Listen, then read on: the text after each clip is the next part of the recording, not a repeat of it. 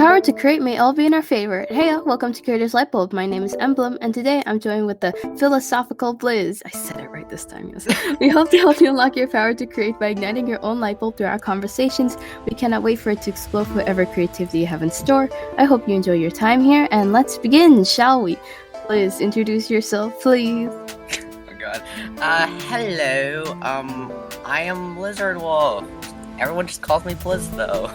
I'm currently writing a story and own a very small YouTube channel with exactly one video on it that's been up there for about, 10 months? It's something, at least.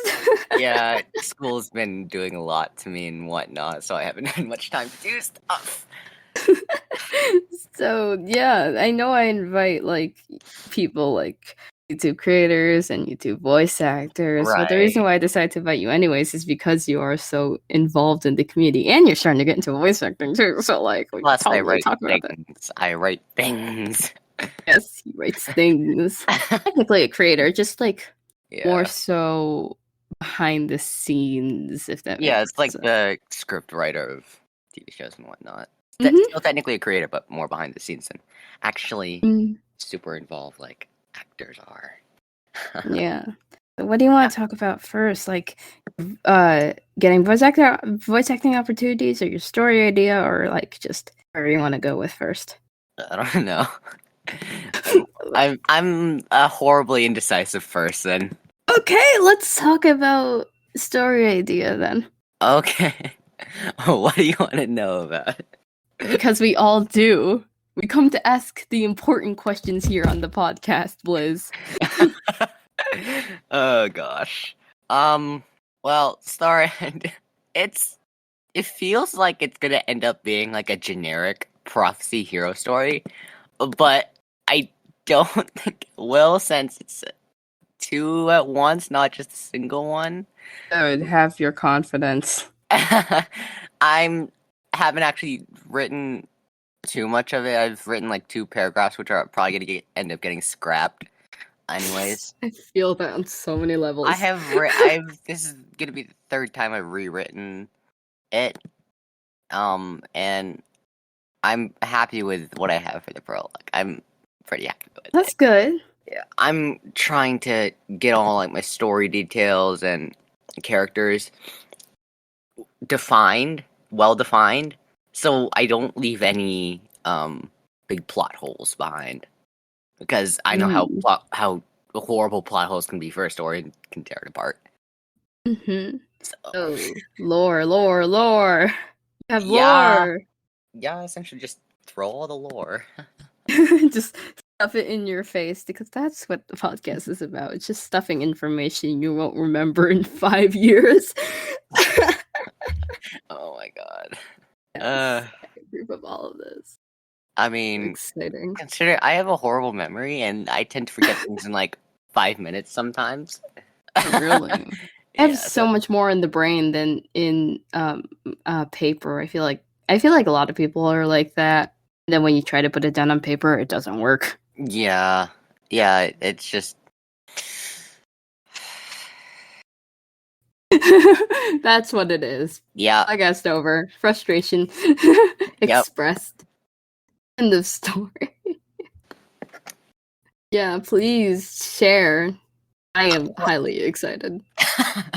Well, this is... A lot of this is... Are you okay with mass murder? Or would it be mass genocide? I think it's mass genocide. It's my favorite thing on planet Earth. Why not? Well,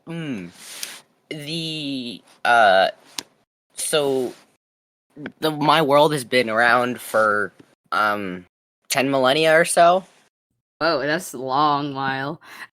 Yeah, and you hear me clearly. Continent. I'm saying continent, not country. Continent. Is ruled by one of the 10 great phoenixes, because I love phoenixes and they're a great fantasy species. How'd you learn about them? What do you mean? How did you learn that phoenixes existed? Fox from Harry Potter. Yeah. It was my first introduction to phoenixes. I think. Ooh, I think. That's gonna be... Don't quote me on that.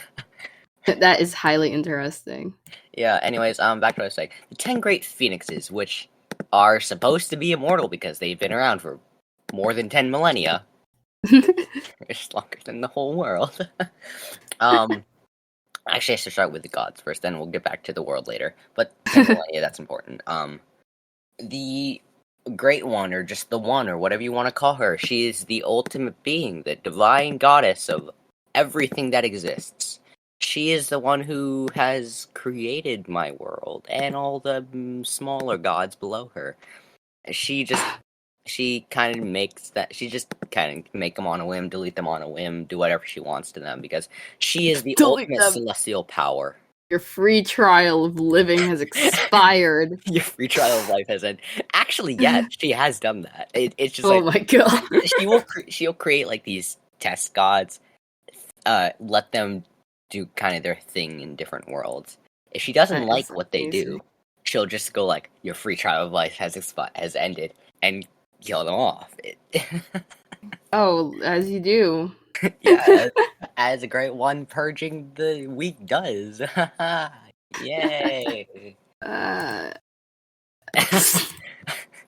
Anyways, yeah, she created my world, which is Allion, Ooh, sorry. Sounds cool. Silent D.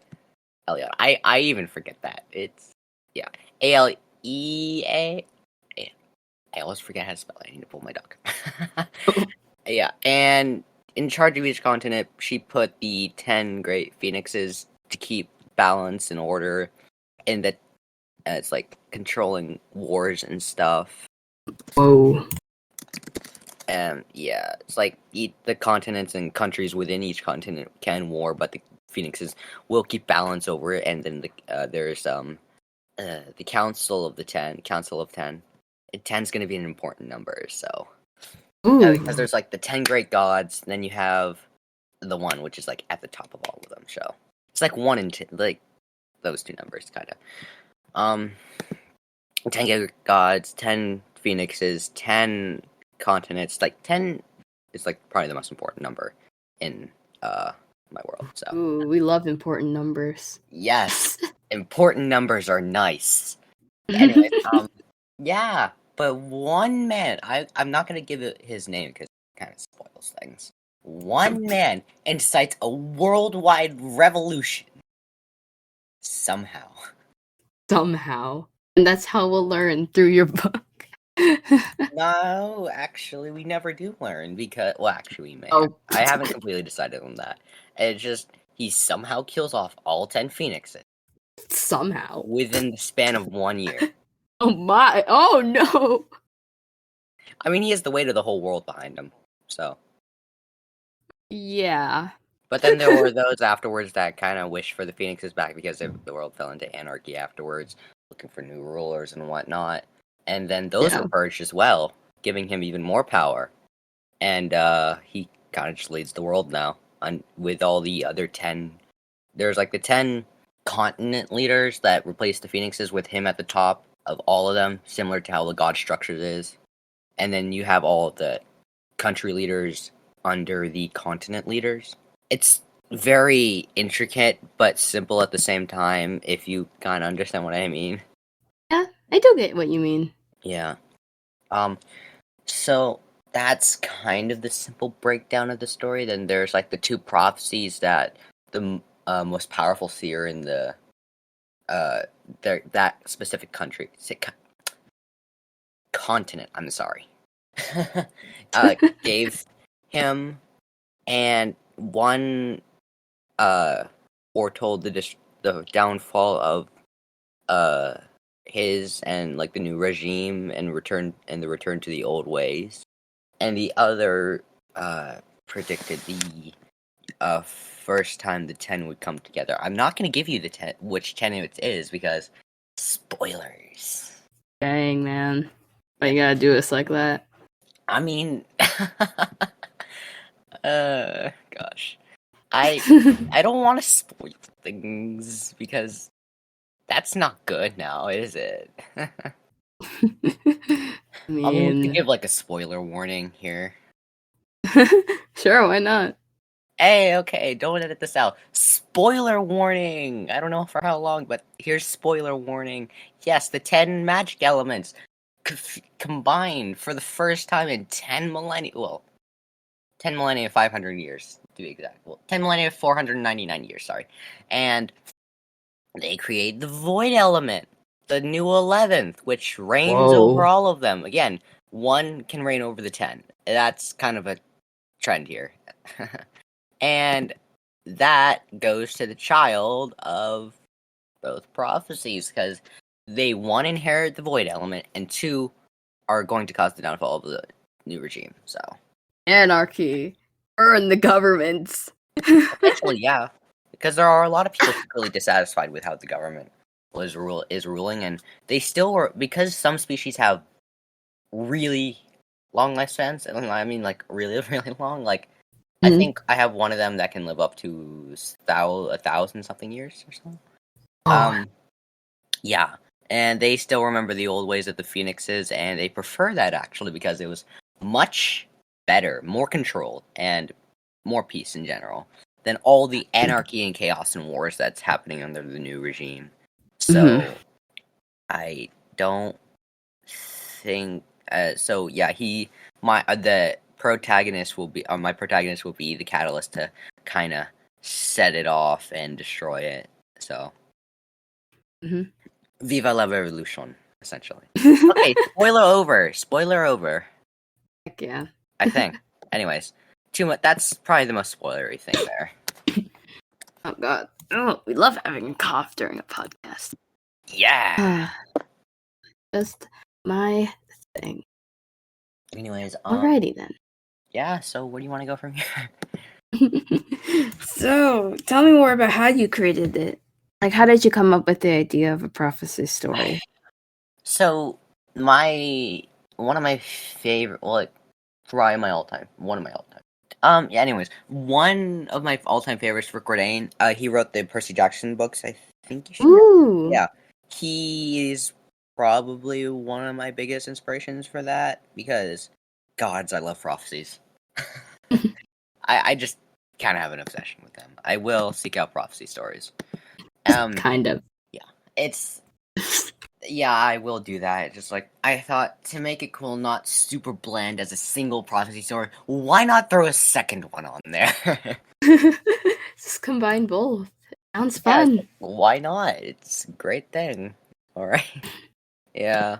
That's a big inspiration. Like, and all the people that I've met, like, in the past year, Van, Tranquil, you, Happy, all these people Wait. have, kind of encouraged, when I say encouraged, giving me, here more self-confidence in myself to write this. I'm glad about that. I'm very happy about that. I don't know how I did that to you, but I guess I'm not going to question it. You kind of just being here and working on your thing. That's seeing how much people love their stories. It kind of gives me more confidence, and I can do good on mine and not be super judged. Yeah, I guess hopefully in the community we're not judging of others, because that's mean. Calling out anyone that judges people for their stories. Disgusting. Yeah, Ben was probably the big catalyst for it, because he started his, and then I started mine around the same time afterwards. But his is an audio drama with my a book on it, Google Doc. It's. You think of it? Oh, sorry, you can go. No, what were you gonna say?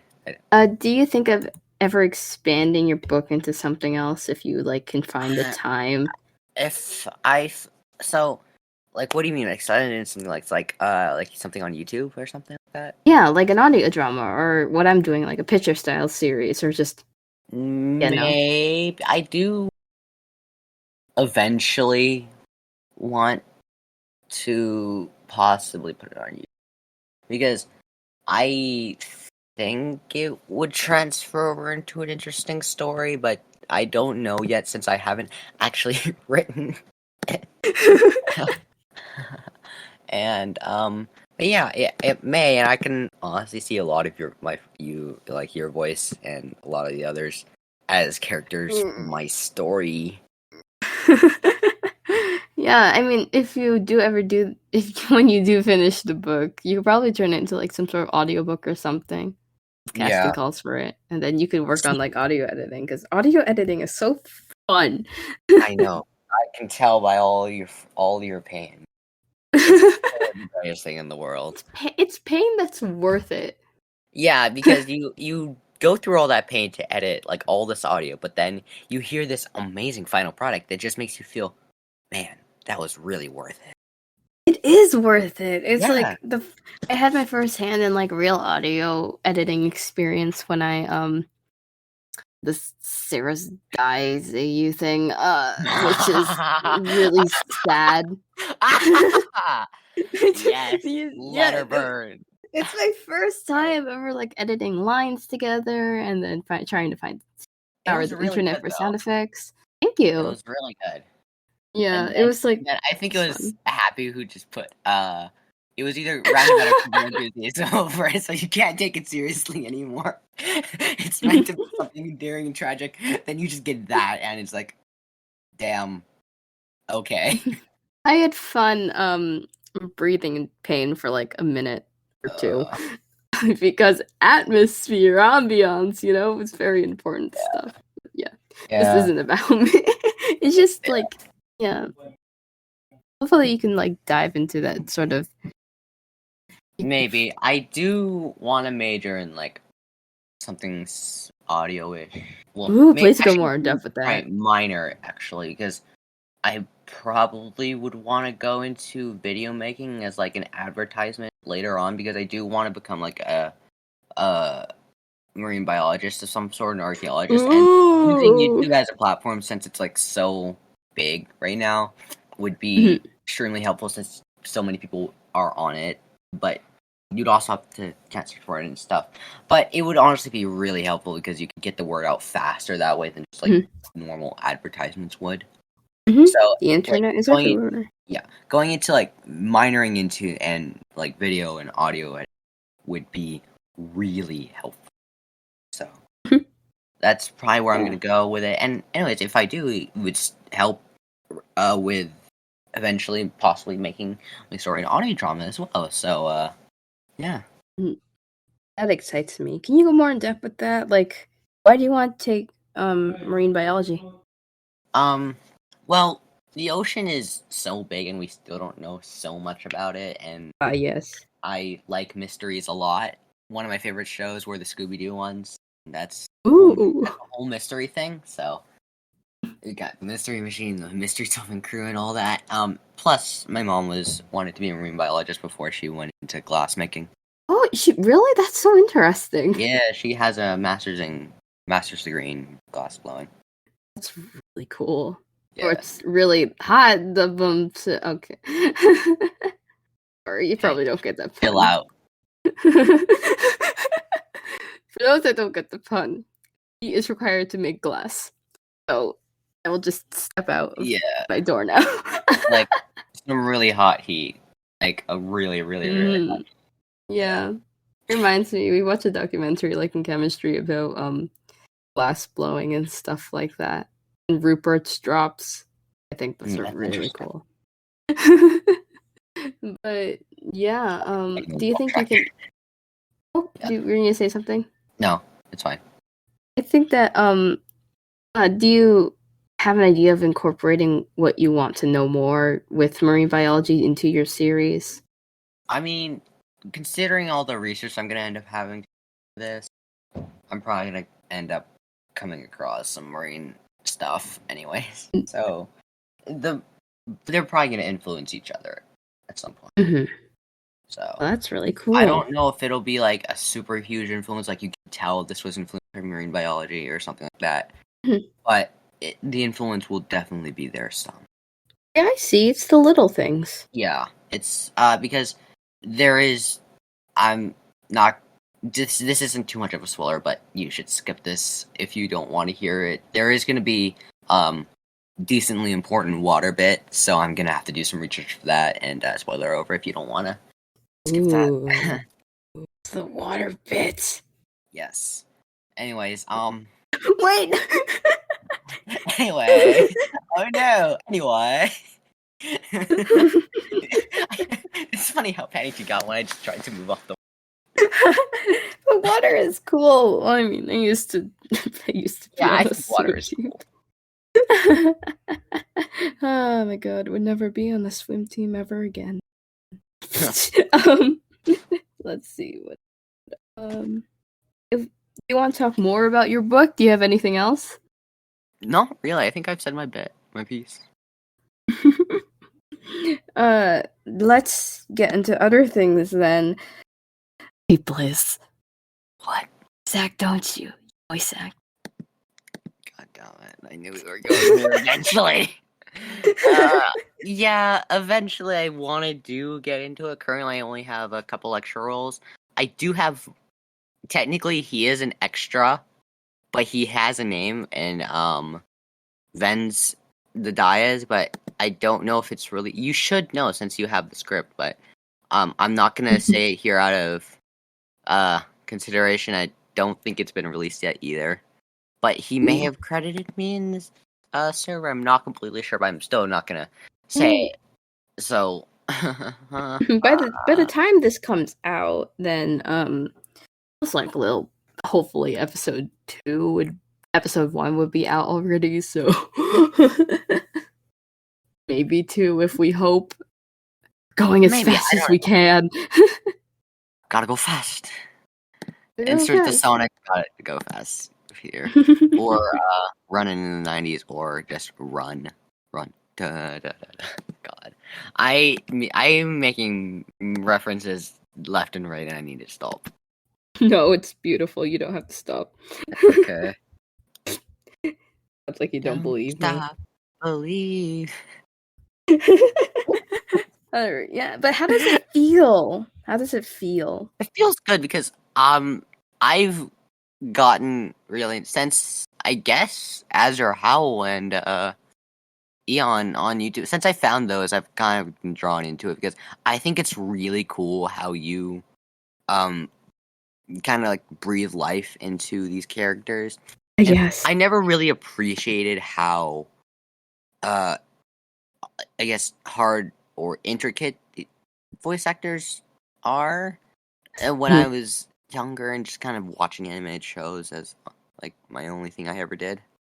But now that I can understand it better, it takes a lot of work, and I think it's interesting, and hearing your voice in like a project you enjoy doing is like a big payoff.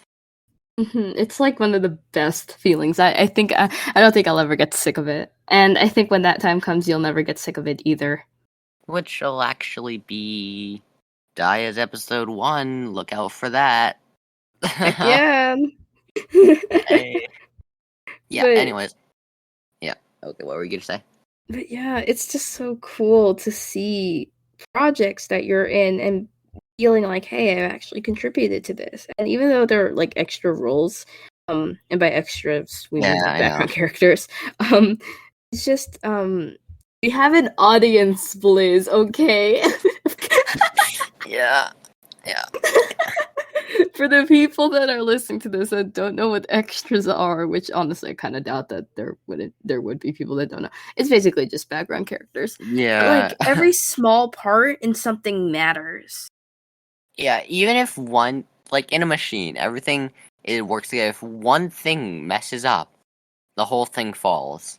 Exactly. It's like the same concept in Magic. If someone figures out how routine like sleight of hand card tricks work, this is coming from Penn and Teller, not me. So I love that. Yeah. If you can figure out like how some of these work, you can probably figure out how the rest of them work, and the act would just crumble. So yeah, I'm actually real quickly Shin Lim. I keep trying to say Shin Lim, not Shin Lim. Anyway, he legendary man. My mind was breaking last night over how he does stuff. How he just functions. Yeah. Honestly, yes. Yeah, that's just how he functions. Anyways, that's off track. I mean, honestly, I could talk about it more because like I love how you compared voice acting to magic. I've never heard that before. Yeah, But I like yeah, enjoy watching match. It's really I've found it lately, like the past week, and I find it really interesting because since we can't perceive how these tricks are being done, we define them as something that we know is fantasy, like that is magic. Mhm. But it can the person actually doing it, there is an explanation behind it. We just don't know since we can't comprehend it. And I think that's really interesting because it shows how our brains try and try and understand something, but fails to. So, compares it and associates it with something else that we know doesn't exist. So it just makes it easier for us to grasp how it works just by believing that it's quote unquote magic. Yeah, you said that so beautifully and so smoothly. See what I mean? See what you mean about what? About like being philosophical and just hustling with ideas in that brain of yours. Oh, I never really thought about it. I just kind of go off on like that and never really think about it, and just like I don't realize it until like you like point it out and stuff. It's like something took over you. Ooh, how scary. Ooh, whoa. But yeah, I like the whole thing with like just like once you know how it works, you start to everything around starts to like crumble at least or like dissect.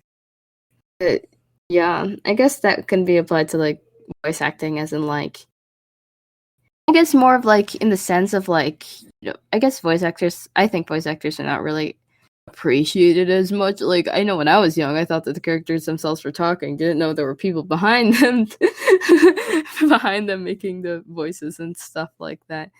But once you become a voice actor yourself, the whole community kind of gets like dissected and it becomes less intimidating and less like magic. Finding a new part of the map. When you're a child, it's like you have a map with an empty space. You know it exists. Like voice acting, when you're younger, you know it exists, kinda, a little bit.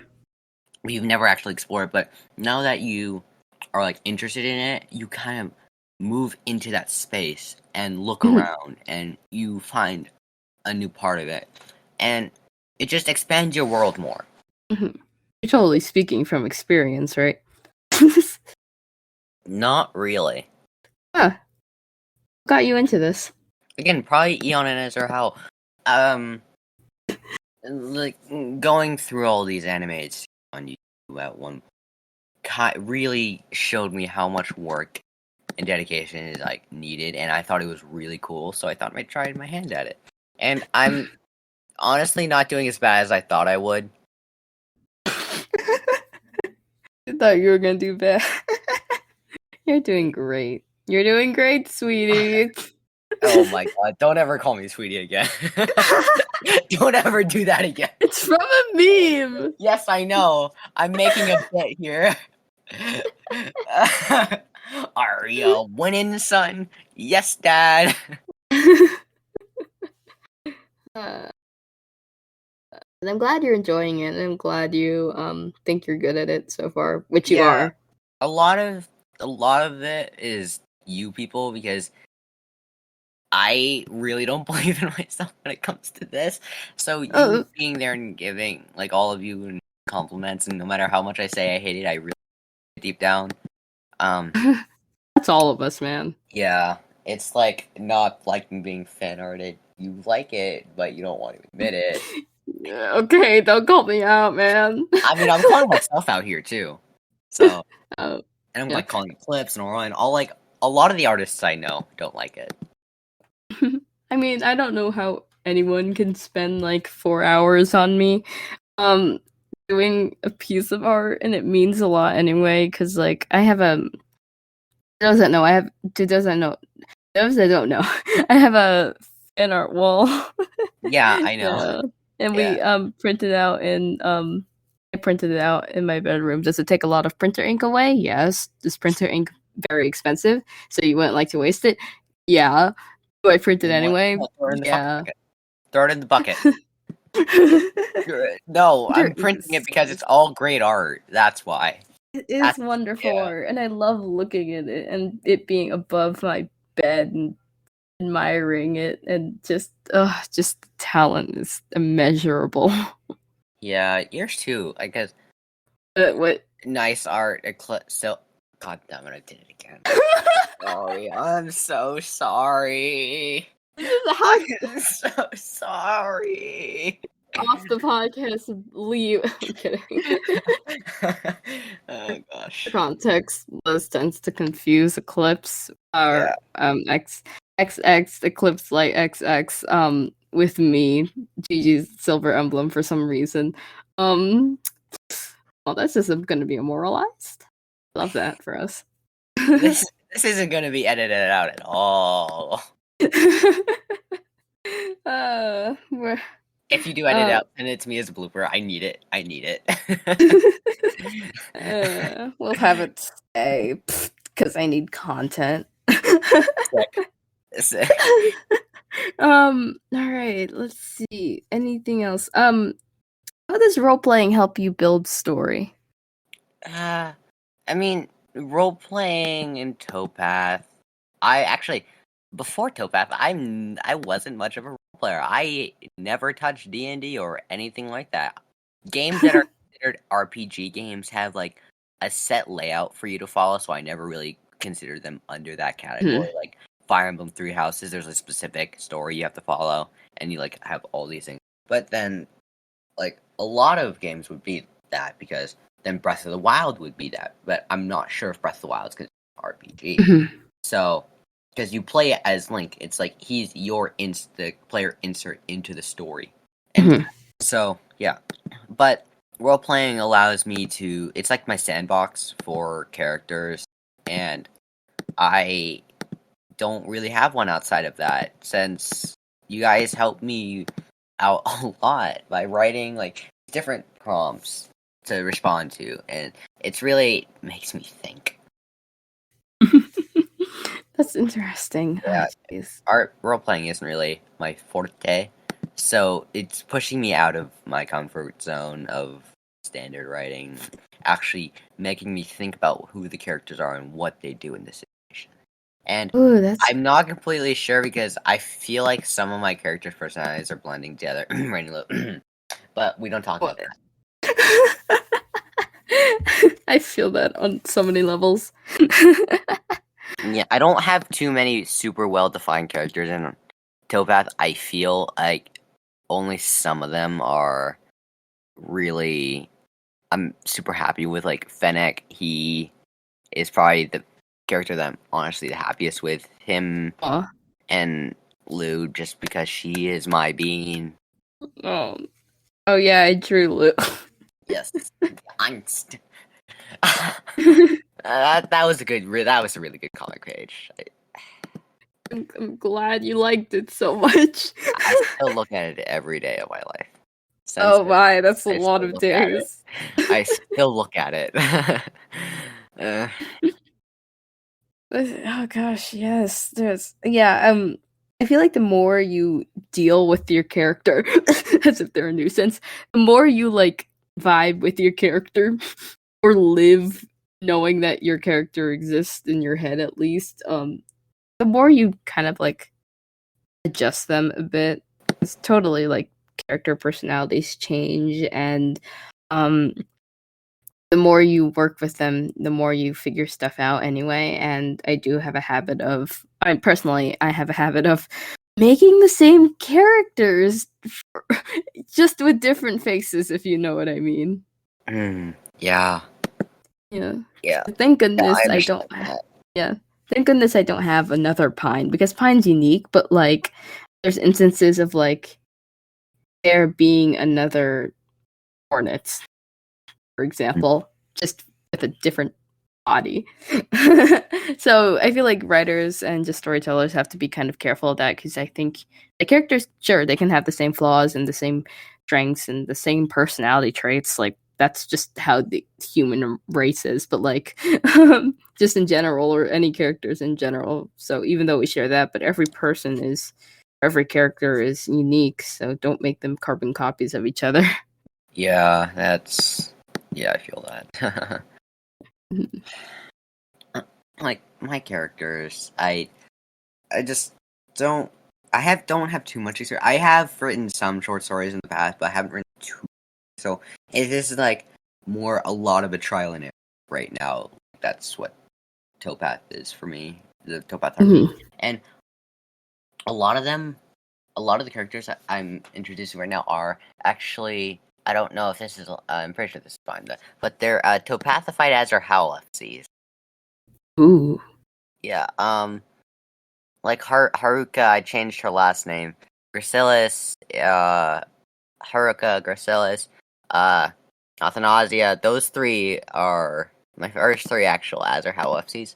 And they also got Topathified, as well as I plan on inserting my other ones in there as well. Mm-hmm. But we'll see how that goes. Very, very interesting. Yeah. I also like drawing and creating fan characters. How's it like creating fan characters? I feel, I don't know. I feel kind of trapped in a box because I know you can, like, you have limitless colors pretty much and limitless with them. There's like an infinite combination for cats. But I feel trapped in a box because I keep going with the same thing. I keep going with like the same kind of general pattern shaping, if you know. Oh yeah, I completely know what you mean. That's why there's good resources like color palette generators, and you force yourself to work with the palette that you first generate, and you could do stuff like that. I haven't made a ref for anyone else yet because one, I've had school and all that has been kind of winding down, and doing that is kind of more important than Topaz since it's actual IRL stuff. Sorry, Topaz. But also because I haven't really gotten much inspiration for like how they should look. I just know that they're there. So yeah. Just know that on the upside, it also limits fan art options for you guys. I can't wait for you to get more fan art. God damn it. Well, I mean, I'm not gonna get much yet, since it's just technically, I've only shared Athanasia and all their Towpath FCs, and I still have all the other Azure Howl FCs, which I haven't shared.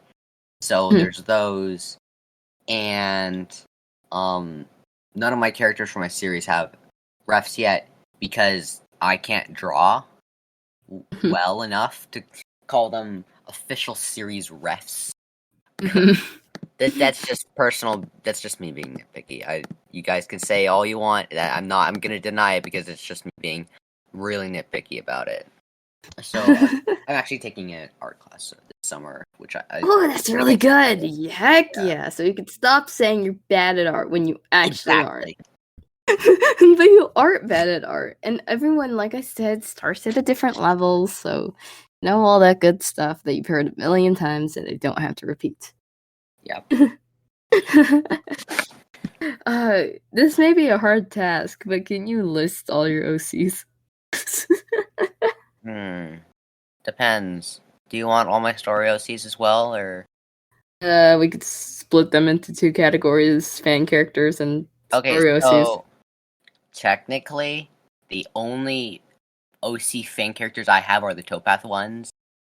Which I don't have a full list of, but the ones I can name off the top are Rain, Lou, Rain. Sorry, it's Lunaris. She's named after the goddess in my story. So yeah. Full name, but everyone just calls her Luna, or the Rain and Cyber. It's Lou. Nickname is a nickname. Ray.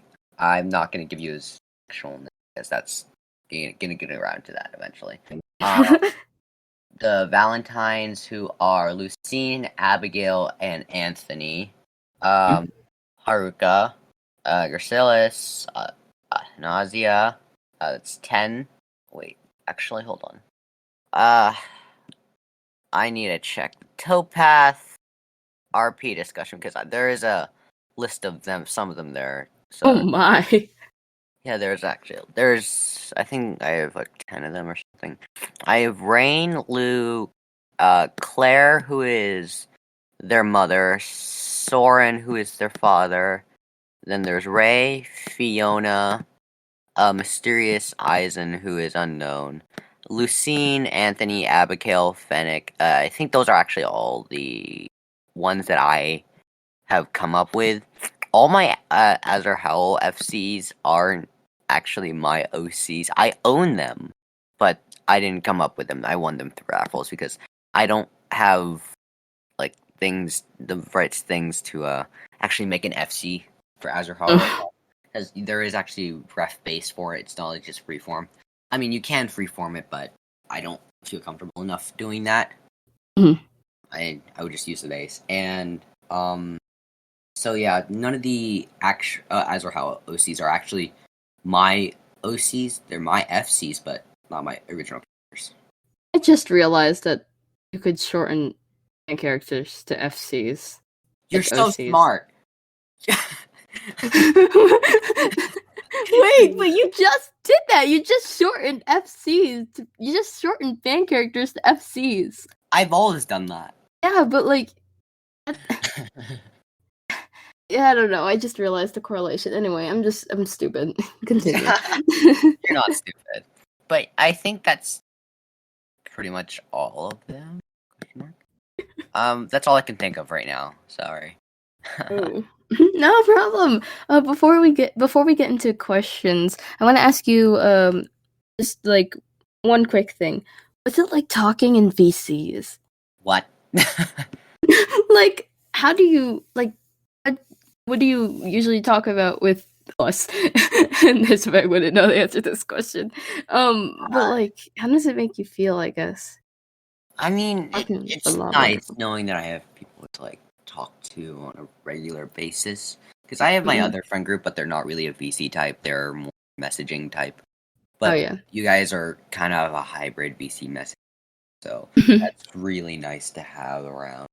You guys kind of provide more to confide in, I guess. It's not that I don't trust my other friends. It's just like they don't seem like the people I can confide in as much as people because you just seem like that. Especially Eclipse. She seems like therapy. She just is that person. Well, I guess she can be that, but well, I'm glad she makes you more comfortable, I guess. It's really all of you just talking kind of helps me stress relief, which is really, really important since I've had a lot of stress and sadness build up the last, year when I haven't had really good vent for it. So I can't really say that whenever people ask if I want to go to rambling, I don't because there really isn't much for me to say. It's just kind of like a collective anger. It's not like over one specific thing. Yeah, that makes a lot. I mean, I'm glad being social allows you to help yourself. Yeah, it's really nice to have friends to talk to. I feel like this will come off as rude, but I don't mean. I feel a little bit are closed off society because if you have friends to talk to, you can help alleviate pressure on yourself. It releases stress and all those negative issues you may have because you have people you can like trust and confide in and share your burden. It's not you have to hold you don't have to have that burden on yourself alone. You share it with others and people who closed off from society don't really have that outlet, and so they have to find other ways, which I don't find anything else. So that may have gotten a little heavy there. No, it's okay. Friends are there for each other. Yeah. Now we can go on to the questions. We have 9 of them here. All right. Question number 1 from Shade. What inspired your story? That goes back to Percy Jackson. A lot of Percy Jackson. And Riordan, I think, is an excellent author, along with a lot of the other ones I have read, like Marie Lu. I think all of them are really good authors, and so I think they've really inspired me as well. I thought about it since I've read their books, but I really only started putting it down on paper, in this case Google Docs, when I met Ven, and he told me about his story, so I decided to actually put my ideas on a Google Doc and start writing it. Oh, I love how you have a universal inspiration, which I guess is Rick Riordan because he's a published author and he's pretty famous, and you have a local inspiration, which is Ven. Yeah, well, it's not just Ven, but he's probably the catalyst that started it all. Like, you all have kind of pushed me along, again, giving more self-confidence and whatnot. I guess the local but it was really inspiration Ven who started my whole process for this. Yeah, the local inspiration is our community, I guess.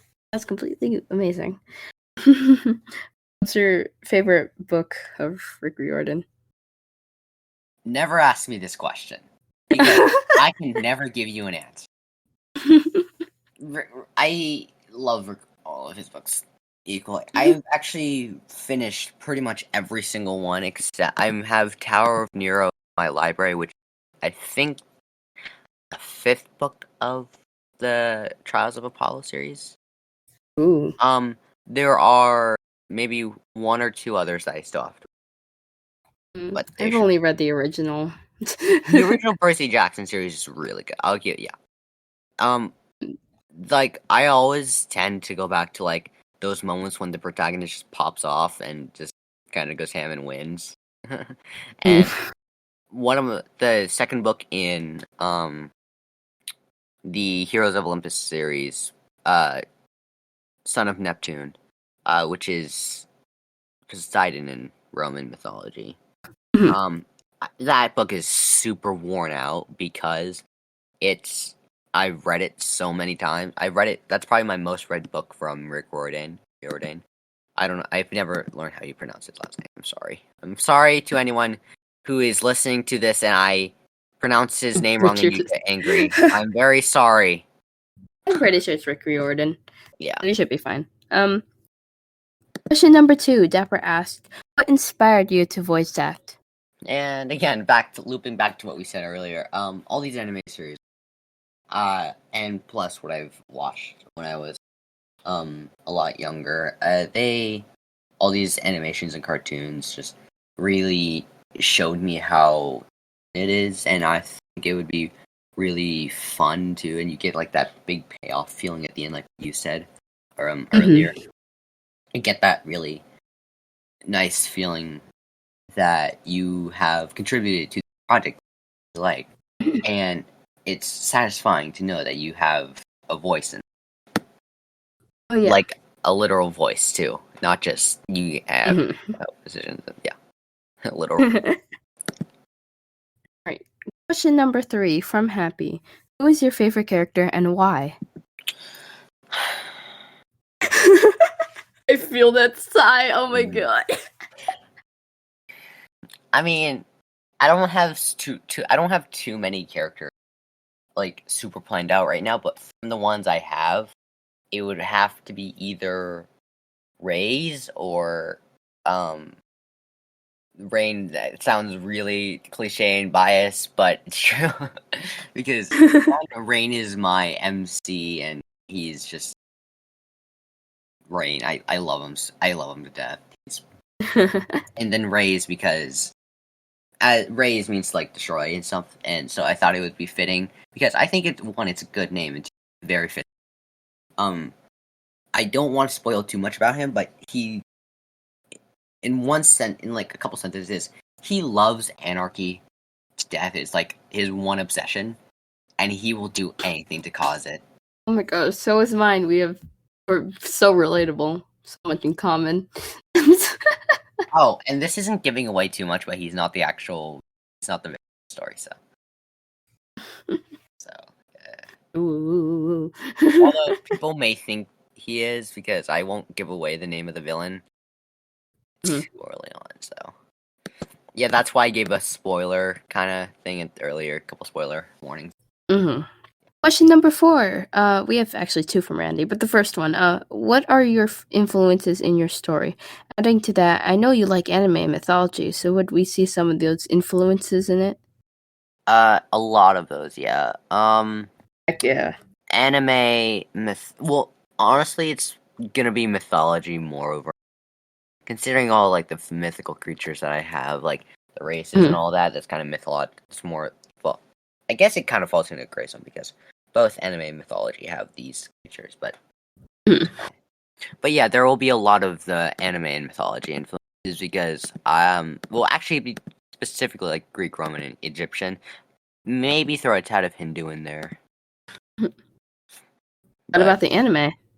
anime, yeah, because I have alchemy system, which is gonna be based similar to the Full Metal Alchemist and Metal Alchemist Brotherhood animes. Ooh. That's gonna be a heavy influence there. The magic system has been pulled from several different animes, so that it's kind of conglomerate of different anime influences. I can't give you specific names because I don't really know myself. I just know that there's a lot of animes that kind of I've pulled from for that. Yeah, mythology is just so cool. Like I've always wanted to make a story idea about Filipino mythology, but I'll have to like scour the ends of the earth for that.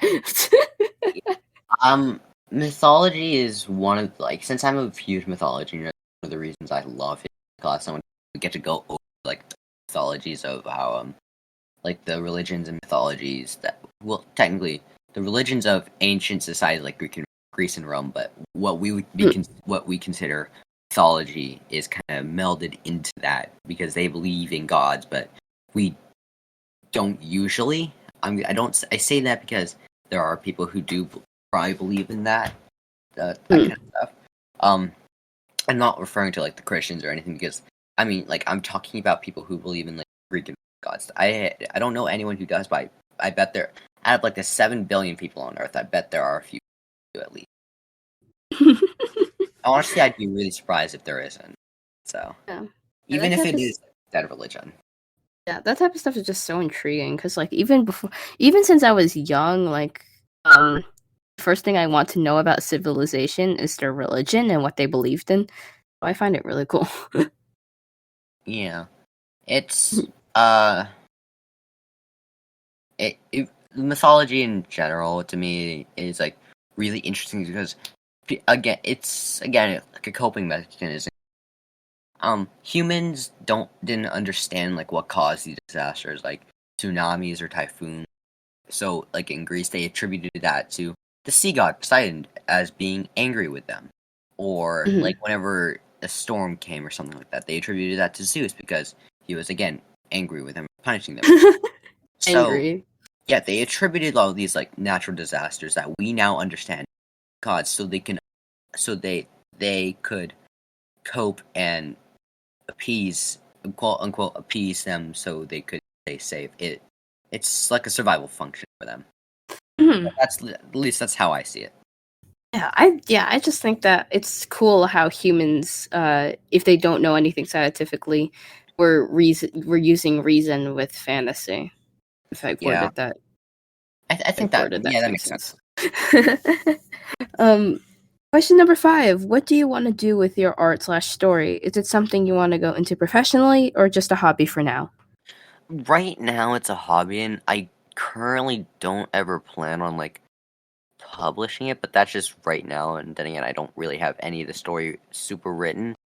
Again, I'm just working on the characters, so no plot holes, no really large plot holes pop. I'm probably gonna leave one or another. I don't think there's a story with absolutely zero plot holes. There's like all these tiny ones here and there. They aren't noticed because they're not like super huge. Like I know Naruto has had some really pretty bad ones because of how it was aired, since it was an episode a week and the manga hadn't caught up to it. So they had to make a bunch of filler episodes, and those episodes had plot holes because some of the things weren't introduced, and all this crazy stuff happened. So, in short, Naruto had plot holes because it wasn't like all the characters that were part of it weren't fleshed out to the point where they should have been at that point in the story. So I'm doing this to avoid that kind of thing. All right, that is completely fair. Hold on.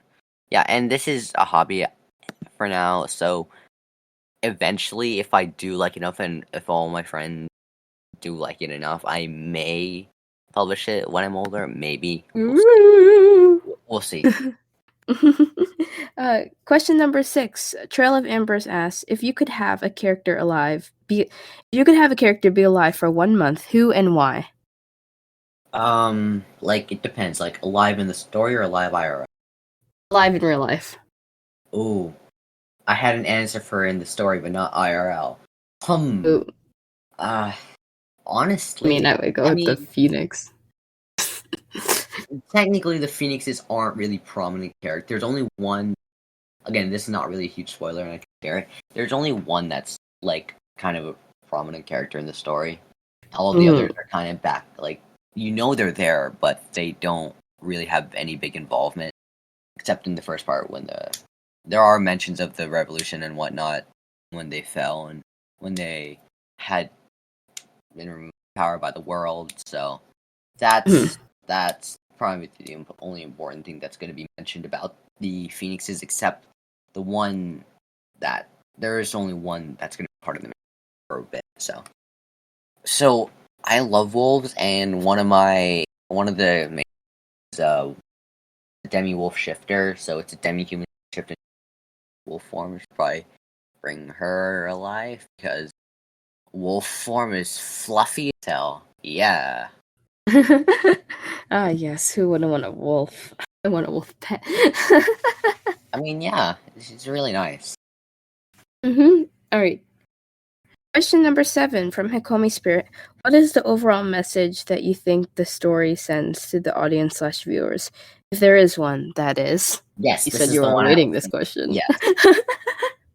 This is kind of a personal question as well, because I think I want the story to be like understanding your inner, like finding and understanding your inner demon, accepting who you are as a whole, because I it's kind of like have been issues in the past. I'm questioning and like finding your inner demons, accepting the pain, all that. It's kind of a personal issue as well. Oh jeez. I'm not going to go into detail again. And it caused me very pain. Although it's like 5 years since, and I still haven't accepted that. My heart has. I just need to accept it and move on in my life, but I haven't yet. And I want this story. This is a story as an. I want this story to like convey that finding your inner demon and fighting is not all choice. You can accept them too. It's because since they are your inner, it's accepting your part of yourself, accepting yourself. And if you fight them, it's like rejecting like a vital part of you. Everyone has a dark. There's no perfect person on the planet, and everyone has their own demons. So accepting them means accepting you, and I kind of want readers to understand that fighting your demons is not always a good thing. I think that's really mature of you, and I like the way you're conveying that through story, because story can be a powerful tool for spreading morals and messages and just kind of turning your problems into something that's worth reading about, more or less. Question number 8, Venfae asks, how long do you plan your story? How long do you plan your story? What? How long do you plan your story on being, essentially? Okay, how long do you plan your story on being? Chapters or episodes? It's gonna be at least 10 chapters. That's all I can say at this point, because it's probably gonna be kind of a long thing. So I can't give an exact answer right now. Sorry, Ben. What? Last question. Question number 9 from Child of Destiny. what tips would you give for those who desire to become a voice actor and or struggling VAs? Well, since I'm pretty new to it, I can't really give too much except listen to the input that your senior VAs give you. That can help a lot because they have a lot more really helps to pay attention. It's like it's like you're new at a job and you don't know how to do something. Ask your senior for help. Listen to your advice from your senior VAs. That's kind of it. You consider me a senior VA, Blizz? I mean, you've been you've been a VA longer than I have. Yes. Yes. Like a little less than a year. Doesn't matter. No, I've been a VA for about a month or two. No, I'm kidding. I've been a VA for about 4 months. It's just funny to me because I still consider myself a beginner. So I mean, you may consider yourself a beginner, but that's like comparing yourself to Cougar McDowell. But yes, it's that like, way, yeah. I think this is a weird comparison, I guess. But you're still a senior to me since you have been in this school longer than I have. It's like someone transferring into the same class as you grade, but you're still technically their senior in that school since you have been there longer. Mm-hmm. I guess that does make similar sense. to that. Mm-hmm. Yeah, I just know that I still have a lot more to learn, and like, I think a lot of my progress is kind of like has to do with the fact that like family is around because I feel like I could do so much more if I was alone. And I like, I mean, yeah, with if you're being alone can be a freedom to a VA. Sorry, it is because you don't have to really have to worry about how other people around you are feeling because you can kind of just go crazy with like all the experience with different voices, high pitches, and volume with it, and you won't have to worry about how others in your house respond to it at all. So being alone in a house is like a blessing. So yeah, it's honestly amazing because I was home alone for like the first time in such a long while, and I recorded an audition today. I recorded lines for Topaz for Jasmine, and nice. I did a singing cover, and I just did the audio for the casting call video, which you will probably come up by the time this podcast episode has come out. So Sick. yeah, and it just made me feel so much more comfortable because I didn't feel like I was being judged or anything. It was amazing.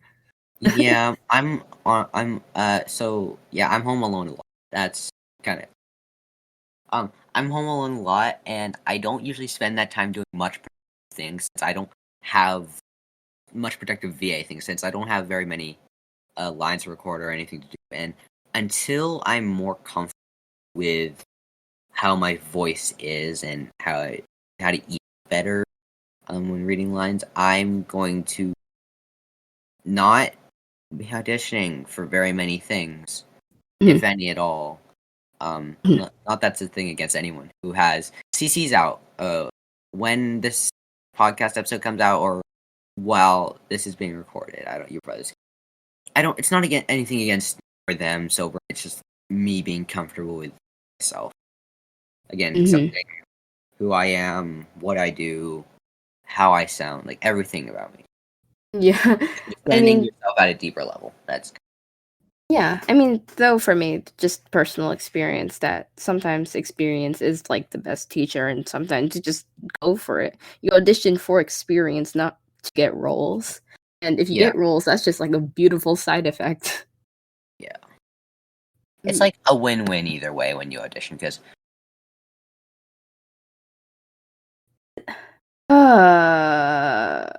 Liz! No! Blizz! Sorry. Okay, so I hit the wrong button accidentally. My hand getting my cursor over the disconnect button and it disconnected me and I didn't mean to. I'm so sorry. It's okay. I just hope it didn't mess anything up when with the recording button. It should be fine. If we have to start this episode all over again, so be it. Okay. Anyways, where was I? Oh yeah, it's a win-win situation because if you audition for something and you don't get the role, you get more experience. If you audition for something and do get the role, you get experience plus you get a role. So it doesn't matter if you fail. It's just good for you in general. Exactly. That's why you audition, just to have fun, really. I Yeah, mean, that's what I have with most of the time. VAing, if you're for a lot of people, it's like a pastime hobby for fun. I know. Like I'm pretty sure you're doing it like that as well, because a lot of people, I know a lot of people do it professionally, like people for animes and whatnot, for anime shows and animated series and all that. But you don't have to do it professionally. If you do it, it's kind of a lot. It's for fun a lot of the time. All right. Ready for the ultimate last question? Sure. All right. This is a question you probably know by now, but this is a question I ask every single guest on my podcast when we're about to wrap things up. You ready? Yeah. What advice would you give to aspiring YouTube creators, or just creators in general, or VAs, or whatever the heck you want to identify as at this moment?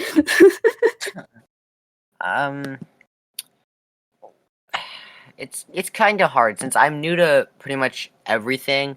But again, circling back to what I said for Child of Destiny's question, listen to what people who have been in that field longer than you have to say. Like, I try and listen to others and learn what you can when watching it. Like, if you have equipment, you can break down videos and understand what people have done to edit it and all that, and it helps a lot.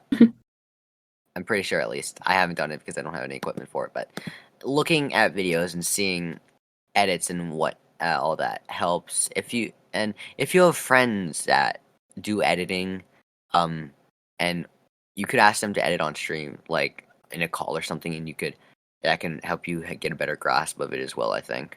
Because I know it has for me when I've watched like Silver and other people edit. Well, that's some really snazzy advice. You said that really well. You're very well spoken. Yeah, I don't know why everyone says that, but they do. Very well spoken, Blizz. Accept it. I accept it. It's like everyone thinking I'm like 2 years older than I really am when they first hear my voice. Yeah, like me. Don't call me. I'm calling out everybody that hears my voice over Discord. Right, let's just... Oh my god, we've been here for like more than an hour. Let's just wrap things up, I guess. Thanks for listening to this episode of Creators Lightbulb, hosted by Emblem and today's guest, Bliss. It was such an honor to spend this time with you. You are well spoken and admit it. I hope you also enjoyed our discussions, listener, and found yourself inspired. If you did, please stay alert for the next episode by following Creators Lightbulb on literally wherever you listen to podcasts. My Discord tag is GGSilverEmblem, #8226. My Instagram is at @emblem_productions, and my YouTube is GGSilverEmblem. Plug your socials and that channel with that one YouTube video. How about no? Because I don't want to get random friend requests from people. Sorry. Okay, I accept that. Are you sure? Yeah, also my channel is probably gonna get a rebrand to Lupus Productions or something like that. And, my Discord is the one social media I have. I don't have anything else, and I don't want to get I already get enough random friend requests from people that I'm with servers with. Sorry, I can't English.